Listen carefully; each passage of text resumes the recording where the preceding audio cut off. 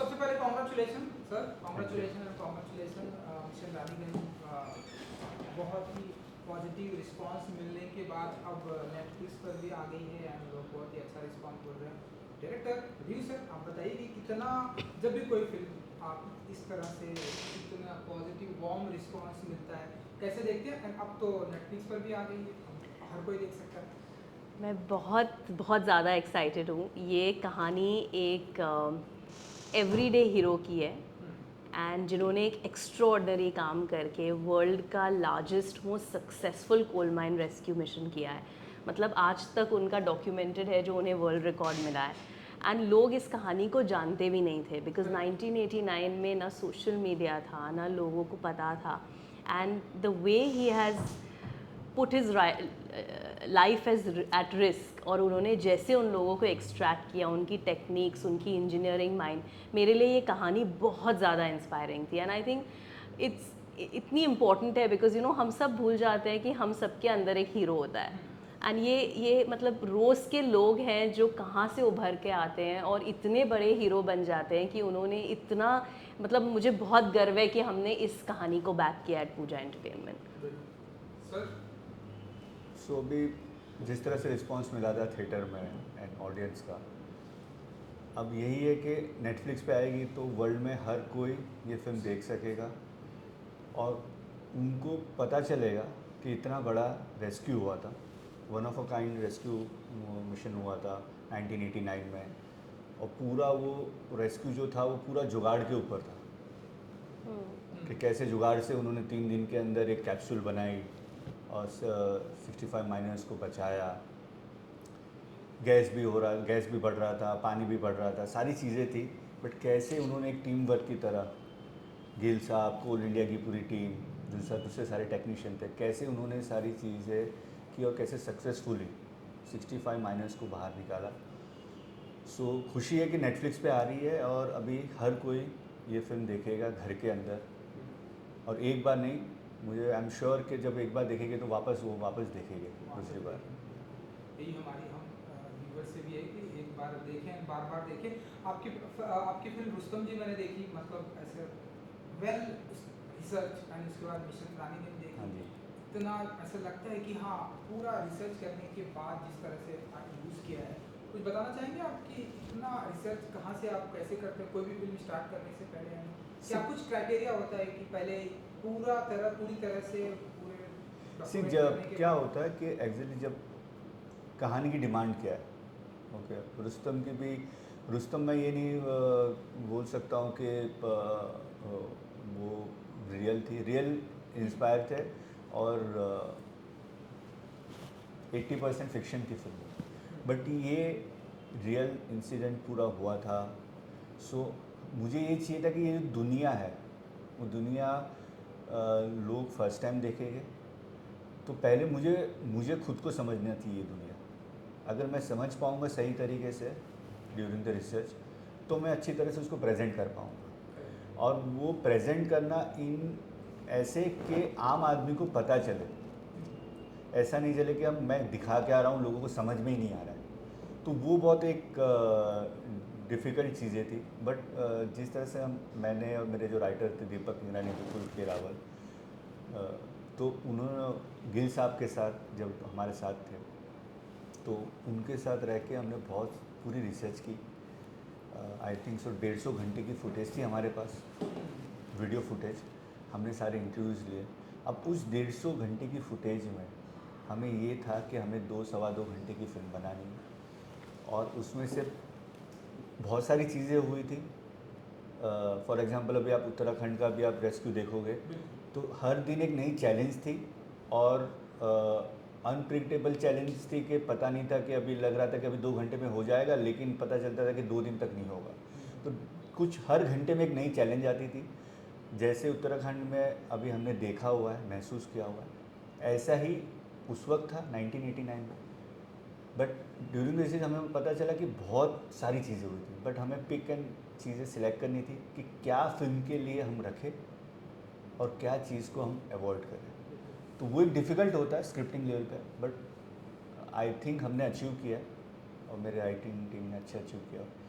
तो चैलेंजिंग भी होता है, क्यूरियोसिटी भी होती है एज डायरेक्टर, क्योंकि आपको भी आप भी फर्स्ट टाइम सब सारी चीज़ें समझ रहे हो, देख रहे हो, और आपको वो भी एक एक्साइटमेंट भी है कि अभी मुझे इसको पर्दे पर उतारना है। जो मैंने महसूस किया है during the research in coal mine में और सारी, वो मुझे ऑडियंस को महसूस करवाना है जब वो थिएटर में बैठे या आप जब घर में देखेंगे।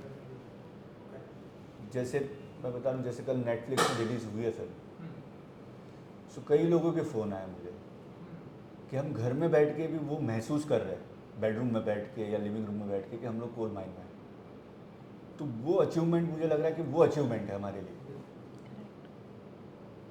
तो ऐसी चीज़ें होती, रिसर्च फिल्म के ऊपर होती है कि रिसर्च करनी है नहीं करनी। आजकल अगर आज की कोई एक्शन थ्रिलर होगी या कॉमेडी होगी तो उसमें रिसर्च की ज़रूरत नहीं। पर मैं इस पे ऐड करना चाहूँगी क्योंकि और मैं भी थोड़ा सा ऐड करना चाहूँगा। जी, बिल्कुल। सर ने जैसा कि बताया कि इतना ज़्यादा कंटेंट था इस फिल्म को लेकर, जी। लेकिन ये एक बड़ा चैलेंज था कि इसे 1-1.5 घंटे 2 घंटे में पर्दे पर लाना। जी।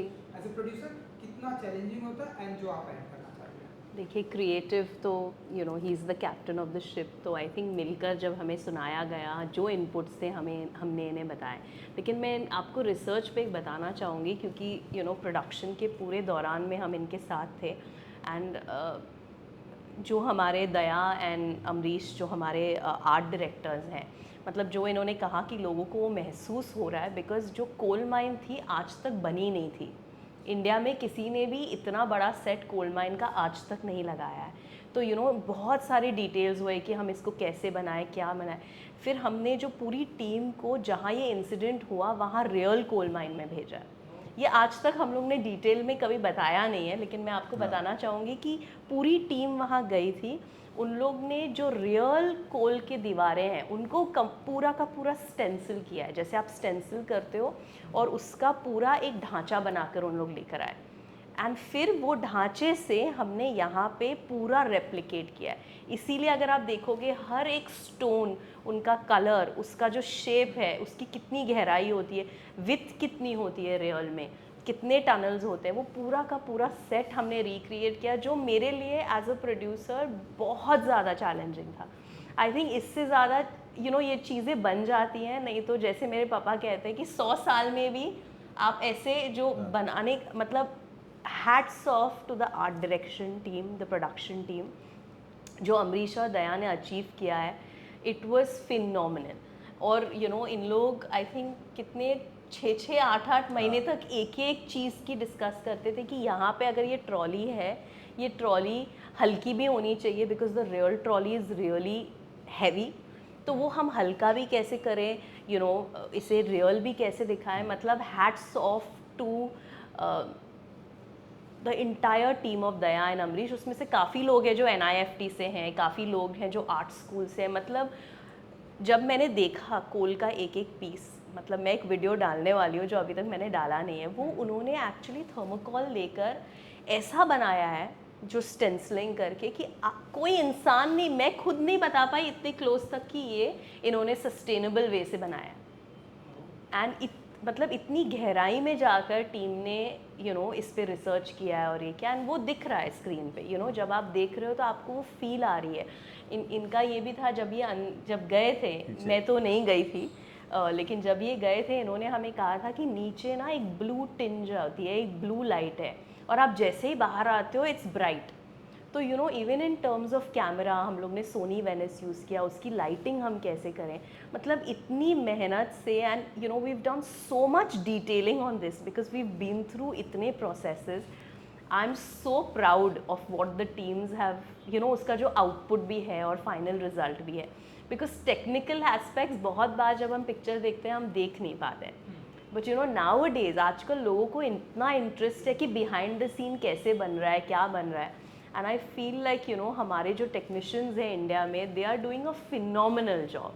मतलब जो हॉलीवुड में लोग कर रहे हैं, वो इन लोग 1/10 द कॉस्ट में ऐसी चीज़ें जो बना रहे हैं, इतना रिसर्च कर रहे हैं, hats off to them. I really want to say it on record that I am so proud of all the teams, the art team, production team, direction team, even the clothes, writers, everybody, कि उन्होंने इतनी बेहतरीन से हमें वो output दिया, which was required for a film like this. इसमें आप क्योंकि रियल लाइफ इंसिडेंट्स है, तो थोड़ा भी इधर उधर होता है तो लोग आजकल you have to be true to what it is. तो I think because of the research and the in-depth analysis and the kind of teams we had on board, we could achieve that output. जैसे कि आपने बताया, आप कुछ add करना चाहते हैं? सिर्फ मैं जैसे जिस तरह से मैं रिसर्च की थी, एक होता है रिसर्च करना होता है ना कि, और एक होती है स्क्रिप्ट लिखना, बट उसको पर्दे पे लेकर आना इम्पैक्टफुली, वो चैलेंजिंग होती है अपने आप में. एक तो लिखना चैलेंजिंग होती है कि भाई 2 घंटे की कैसे लिखे, उसके बाद उसको पर्दे पे उतारना और उतना इम्पैक्टफुल तरीके से आपको फील करवाना, लोगों को रियल फील करवाना, इमोशनल वाइज फील कराना, थ्रिल वाइज फील कराना, वो चैलेंजिंग था. बट 6 अक्टूबर को रिलीज़ हुई थी और 7 अक्टूबर को बहुत सारे 7 और 8 अक्टूबर को बहुत सारे कोल इंडिया के जो बड़े बड़े ऑफिसर्स हैं और उन सब लोगों ने फिल्म देखी थी. तो उन्होंने फिल्म देख के बोला कि फ़िल्म तो बहुत कमाल की है, क्योंकि हमने भी ये एपिसोड देखा हुआ है और हमें लग रहा था कि सेम एपिसोड चल रहा है. हम लोग वापस 1989 में पहुंच गए. उनका ये था कि आपको परमिशन किसने दी कोल माइन में शूट करने के लिए? कोई नहीं बता पाया कि वो हमने सेट लगाया हुआ है. सेट है, उनको लगा कहीं और कोल माइन में शूट किया. तब मुझे उनको फ़ोटो भेजने पड़े कि नहीं सर ये हमारे सेट है, देखिए. बोलता आपने लोहे की पूरी लिफ्ट बना दी, ऊपर से नीचे ट्रैवल कर रही है, ट्रॉली बना दी, ट्रैक्स बना दी, सारी चीज़. बोला हाँ सर. बोला आप तो परमिशन नहीं देते, हमने तो पूरा सेट लगाया. वो तो इतना रियल लग रहा है. तो आप समझ, तो ये चीज़ थोड़ी खुशी होती है कि जिस फील्ड के हो, अगर कल उठ के मैं मीडिया पे फिल्म बनाता हूँ और आप लोग बोले कि यार हमें तो लगा कि ये सब रियल है, तो वो हमारे लिए एक अचीवमेंट होती है कि यार चलो ठीक है, अगर इनको अच्छा लग रहा है तो डेफिनेटली ऑडियंस को तो इम्पैक्टफुल लगेगा, क्योंकि ऑडियंस ने तो देखी नहीं है दुनिया.